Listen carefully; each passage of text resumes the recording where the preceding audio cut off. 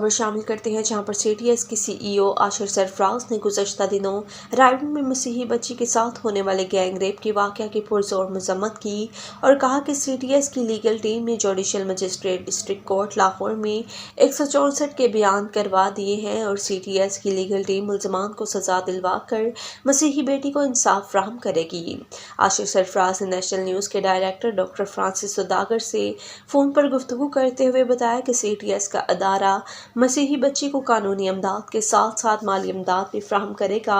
याद रहे कि रायबरेली में ईंटों के भट्टे पर काम करने वाली 18 साल मसीही लड़की से मुबैना इज्तिमाई ज़्यादती का अफसोसनाक वाक़या पेश आया था, जबकि पुलिस के मुताबिक 18 साल मसीही लड़की से मुबैना ज़्यादती का वाक़या रायबरेली के नवाह में पेश आया। मुतासरा लड़की के वालिद की मदियत में मुकदमा दर्ज किया गया था। पुलिस का कहना था कि मुतासरा लड़की ईंटों के भट्टे पर काम करती थी। FIR के मतन के मुताबिक 3 अफराद ने मसीही लड़की को अगवा करने के बाद ज़्यादती का निशाना बनाया। मुल्ज़मान लड़की को बेहोशी की हालत में खेतों में फेंक कर फरार हो